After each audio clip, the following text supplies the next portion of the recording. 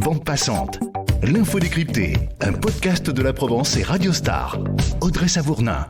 Sur les listes, ils sont 3,7 millions d'électeurs inscrits en PACA, soit 83 000 de plus qu'en mai dernier. Mais combien se rendront effectivement aux urnes les 10 et 24 avril prochains pour élire le président de la République pour les 5 prochaines années ? Quels bulletins y glisseront-ils au terme d'une campagne plus perturbée que jamais ? Eux qui, historiquement, ont tendance à se dissocier de la majorité hexagonale, suivront-ils cette fois le mouvement ? Les électeurs provençaux à contre-courant, c'est le thème de ce nouvel épisode de Bande passante. Fred Guilledou, vous êtes journaliste à la Provence, auteur d'un hors-série et de longs formats web sur les présidentielles en Provence. C'est réputé, la présidentielle, pour être l'élection qui mobilise le plus les électeurs. Est-ce vrai aussi dans notre région ? Eh bien, absolument pas. Puisque très tôt, on va prendre la Ve République, depuis 1958, déjà sur les référendums qui vont mettre en place la Ve République et accompagner la fin de la guerre d'Algérie, etc., sur le référendum qui va instaurer l'élection au suffrage universel direct en 62, et puis sur toutes les premières élections présidentielles, 65, 69, etc. La Provence vote moins que la France. Alors, c'est pas énorme, mais c'est le cas. Et ça va vraiment se renforcer avec les années 80, et on va le voir après sur les années 2000, etc. Vraiment très, très fortement. Il y a un net décrochage. Et alors, il est très différencié géographiquement. Il y a certains secteurs, prends les Bouches-du-Rhône par exemple, il y a des quartiers de Marseille qui votent quasiment comme le national, un peu moins, une ville comme Aix-en-Provence, bon voilà. Et puis alors il y a les quartiers défavorisés de Marseille, certaines villes du pourtour les Tendebert, où là on a vraiment un décrochage qui est majeur. C'est des villes qui s'abstiennent beaucoup aussi sur les autres élections ? Oui, globalement, on est dans la sociologie. Là, c'est un phénomène global qui, d'ailleurs, ceci n'est pas très différencié du phénomène national. Au niveau national, on voit qu'il y a un désintérêt de plus en plus fort de l'exercice démocratique. Il y avait 2 élections qui résistaient plutôt bien, c'était les municipales et la présidentielle. Et même ça, au niveau national, c'est en train de s'atténuer très fortement. Et bien entendu, on le retrouve au niveau local. Françaises, Français, dimanche prochain, en élisant le chef de l'État, vous aurez à désigner le Français que vous estimez en conscience le plus digne et le plus capable de représenter la France et de garantir son destin. Vous parliez des débuts de la Ve République pour évoquer une abstention plus forte en Provence. C'est aussi une période qui illustre déjà, en fait, j'ai envie de dire, une forme de vote à contre-courant. On a l'exemple lors du référendum du 28 septembre 58 sur la constitution de la Ve République qui était portée par De Gaulle. On a l'exemple du référendum de 62 sur le suffrage universel direct. Puis encore l'élection de De Gaulle en 65.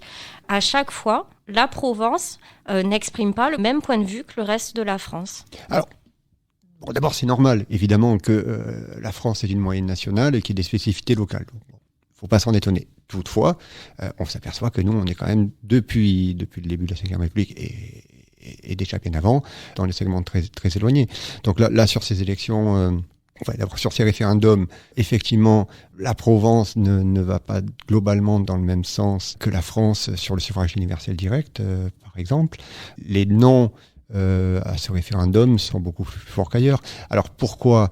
Quand De Gaulle propose à la France et aux électeurs français désormais de choisir eux-mêmes leur président, il y a une véritable bronca nationale au niveau des partis politiques. Vraiment, il y a une hostilité très très forte. Elle s'explique, ça remonte à quelque chose de très très lointain, que beaucoup ont oublié, mais qui à l'époque était vivace. C'était qu'en 1848, Louis-Napoléon Bonaparte est élu président au suffrage universel direct. Et en fait, ça va aboutir quelque temps plus tard sur un coup d'État et sur l'instauration du Deuxième Empire, donc Napoléon III. Donc ça, ce souvenir, il est vraiment très fort dans le personnel politique, donc c'est le moment où tout le monde s'y oppose. Et alors, la Provence va être très sensible à cet argument-là, parce que ça renvoie à son histoire, et aussi parce que le poids des partis à l'époque, surtout les partis contestataires, avec le Parti communiste, etc., sur des données particulières qui sont la présence des rapatriés, après la guerre d'Algérie. Donc vraiment, il y a un poids particulier qui fait que la France, sur ces questions-là, va être différente de la Provence. La Provence est plus hostile à cette réforme que le reste de la France. Je reviens à l'élection du général de Gaulle en 65. Il est élu avec 55% des voix. Il en a seulement 46 en PACA, qui place Mitterrand en tête. Ça s'explique en partie justement par la guerre d'Algérie que vous venez d'évoquer. Oui, c'est une des clés. Voilà, c'est une des clés parce que énormément de rapatriés se sont installés en Provence et évidemment il y a une hostilité gaulliste qui est très très forte. Donc ça va nourrir le vote. Il y a un poids de la gauche, donc je disais Parti communiste, etc., mais aussi SFIO, les socialistes de l'époque, qui sont associés sur cette élection.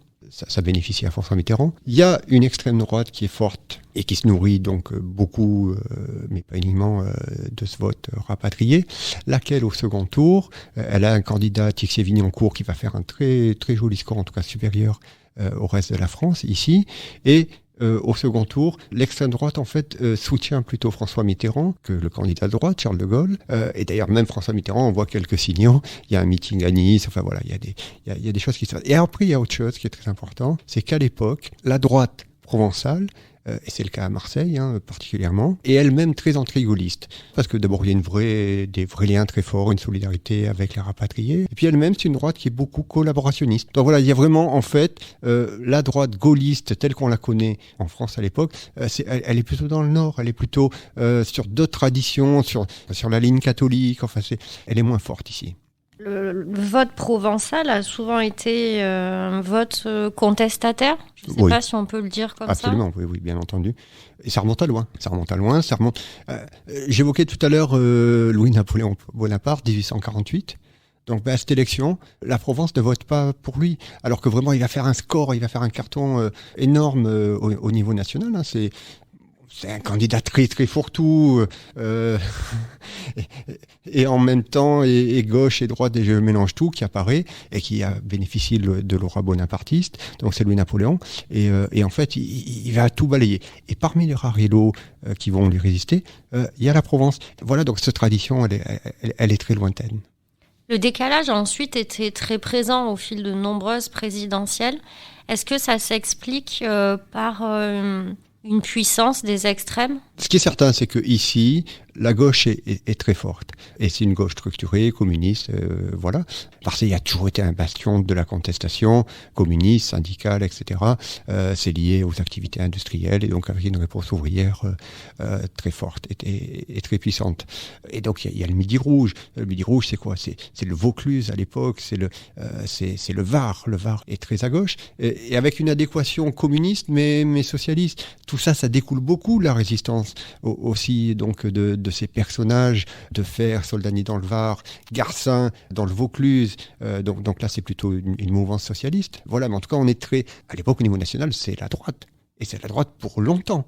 Donc vraiment, ces gens-là, ils sont dans l'opposition. Donc déjà, il y a tout ce côté-là, du communisme, mais aussi d'un socialisme d'opposition. Et puis alors, il y a l'autre aspect, qui est plutôt à ce moment-là l'extrême droite, laquelle l'extrême droite va se développer.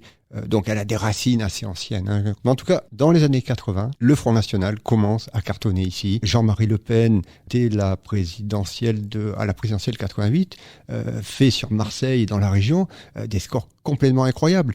À Marseille, le Front National triomphe, donc il devient le premier parti dans cette ville et déjà là-bas on dit bientôt la mairie. Plus de 4 points gagnés en 2 ans, le leader du Front National, Pascal Arrigui, laisse entendre en effet que Jean-Marie Le Pen pourrait être candidat à l'hôtel de ville. Désormais, le rapport des forces dans la deuxième ville de France s'établit ainsi. Jean-Marie Le Pen, Front National, 28,34%. François Mitterrand, PS, 26,91%. Tandis que les scores cumulés de Jacques Chirac et Raymond Barre n'atteignent même pas le total de Jean-Marie Le Pen. Et alors cet électorat-là, oui, il est protestataire, bien entendu, mais en fait il va s'installer. Il va durer. Il est là aujourd'hui. Et donc, alors, il y a des hauts, il y a des bas, ça tourne, ça va, ça vient. Ils se divisent, comme aujourd'hui sur l'extrême droite.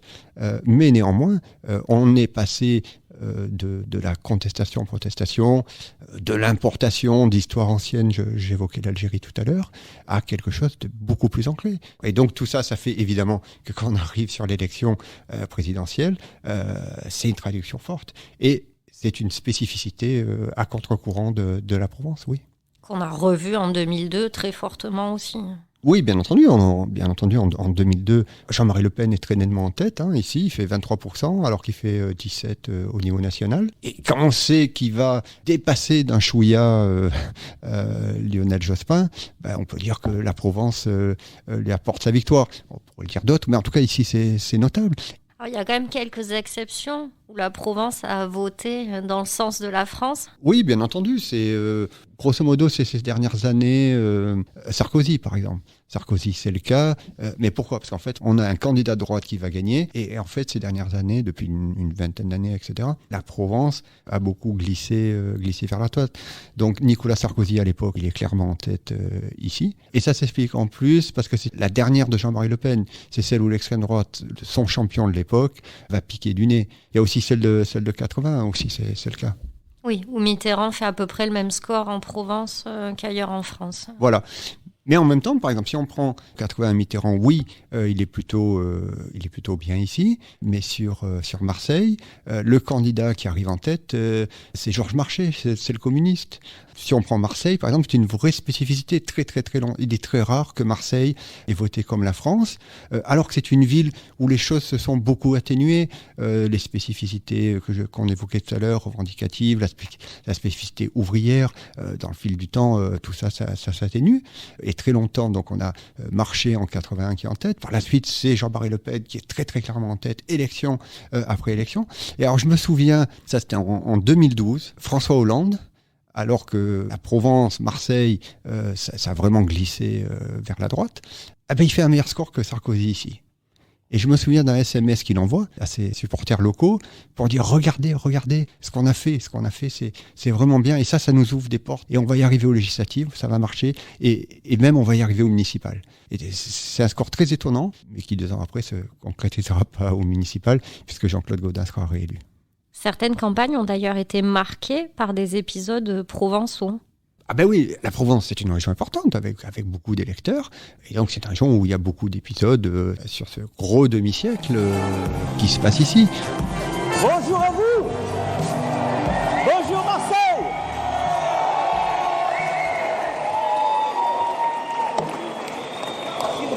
Il y a de l'énergie dans cette salle. Bonjour Marseille. Ville de mon cœur. C'est ici, une fois annoncée ma candidature, que j'ai fait mon premier déplacement. Je ne l'oublie pas. On peut par exemple citer en 2002 Jacques Chirac qui déclare sa candidature à Avignon. Il y a une visite et puis benoîtement, la maire de droite, Marie-Josée Roig, lui demande s'il va se représenter. Bien entendu, tout ceci était organisé. Je ne peux pas faire un pas hors de chez moi ou de ma mairie sans qu'on me pose la question. Et je crois que cette question, on se la pose partout en France.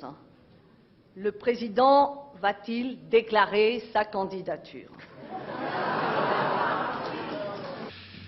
Alors, chère Marie-Josée Roig, je vous l'ai dit, vous m'avez posé une question directe et franche. Eh bien, j'y répondrai dans le même esprit. Oui, je suis candidat.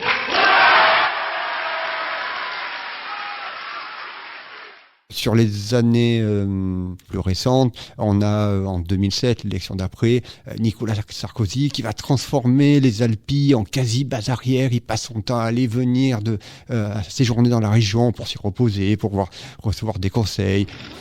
Nicolas Sarkozy en cow-boy solitaire. En Camargue, les caméras ont naturellement été conviées à immortaliser cette chevauchée très politique, parfois semée d'embûches. Et dans ce Far West médiatique, c'est à celui qui dégaine le premier. On a retrouvé le tracteur de Bayrou, hein. La Provence, à divers aspects, est un des secteurs importants des élections présidentielles, oui, bien entendu. On l'oublie souvent, mais la Provence a aussi fourni des candidats à cette élection présidentielle. Absolument. Et il n'y en a pas beaucoup. Il n'y en a pas beaucoup sur la Ve République, où il y a quand même eu 11 élections à ce jour. On arrive à la 12e. Il y en a eu 3. Donc il y en a eu 3. Le premier, c'est Gaston Defferre en 69, qui à l'époque est maire de Marseille, député des Bouches-du-Rhône, ancien ministre, etc. Donc qui lui va défendre les couleurs de la SFIO, donc c'est le Parti socialiste. En 74, il y a un personnage totalement atypique, incroyable, Sebag. C'est un avocat aixois, est-ce qu'il est avocat à l'époque ou pas encore, ça je me souviens plus, mais en tout cas il est à Aix, et il est sur une ligne qui est très particulière, c'est la ligne fédéraliste, ils défendent l'Europe, une Europe fédérale. Et alors, étonnant, il y a 2 candidats sur la même ligne. Au résultat des courses, le score est pas flambant parce qu'il va faire 0-1, c'est parmi les plus mauvais scores de l'élection présidentielle à travers la 5e. Et après, il y a le 3e, c'est Bruno Maigret, ça c'est donc en 2002, à l'époque au MNR, donc une dissidence du Front National, qui était devenu un parti, qui avait un vrai poids. Donc il était maire de Vitrolles, son épouse était maire de Vitrolles. Il va faire un petit score, 2-3 de mémoire, mais enfin c'est complètement éclipsé par Jean-Marie Le Pen, qui lui et vers les 17-18 et surtout se qualifier au second tour. Même Defferre fait pas un gros score, il est autour de 5% à l'époque. Est-ce qu'ils ont quand même fait des meilleurs scores au niveau local ? Quand on est tout en bas, oui, ils ont certainement fait un peu mieux, mais rien de significatif. Donc on peut pas dire que l'ancrage local soit un bonus suffisant pour être un peu à contre-courant. Oui, on fait un peu mieux, mais c'est peanuts. En quoi les précédentes élections peuvent-elles éclairer l'élection actuelle ? L'élection actuelle, elle est tellement atypique. C'est-à-dire, on n'a jamais eu une élection sortir d'une catastrophe sanitaire comme celle que nous connaissons. On n'a jamais eu une élection avec quasiment un temps de guerre à nos portes. On n'a jamais eu une élection avec une campagne aussi courte. Et ça, à la limite, on pourrait retrouver quelques échos avec deux très particulières qui sont celles de 69, donc le général de Gaulle démissionne. Et il y a après, en 74, c'est Pompidou donc qui décède à l'Élysée. Et donc, il faut organiser l'élection très très vite. Donc voilà, on pourrait retrouver des similitudes sur cette campagne très courte entre ces 3 élections. Mais c'est à peu près la seule chose.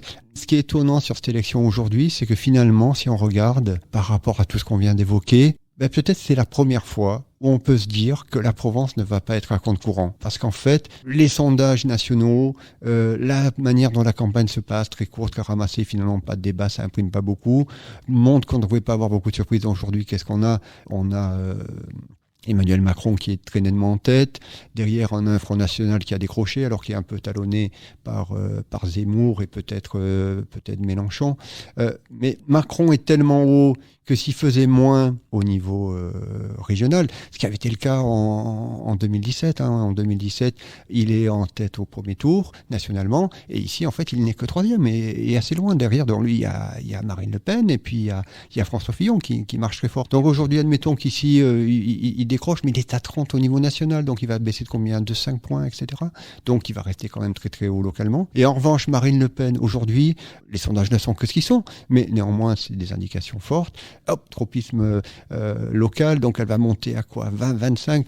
Macron, ici, devrait être en tête. Marine Le Pen devrait être seconde. Donc on peut imaginer que finalement, pour une des rares fois dans son histoire, en 2022, la Provence ne soit plus à contre-courant ou pas à contre-courant. C'est la fin de cet épisode, merci de l'avoir écouté. Merci à Fred Guilledou d'être passé par Bande Passante. Ces 11 longs formats sur les élections présidentielles en Provence sont à retrouver sur laprovence.com, comme les anciens épisodes de ce podcast et les futurs, disponibles également sur Deezer, Spotify ou encore Apple Podcast.